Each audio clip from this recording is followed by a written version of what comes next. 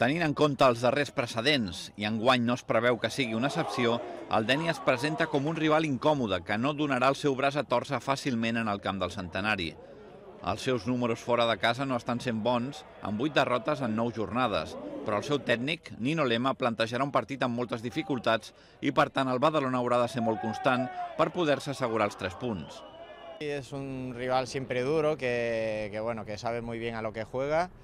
Lleva ya muchos años aquí en Segunda B y su estilo es prácticamente el mismo año tras año, entonces va a ser un partido muy complicado y bueno, intentaremos abrir el marcador lo antes posible para tampoco entrar en demasiada ansiedad durante el partido y tener las cosas más tranquilas.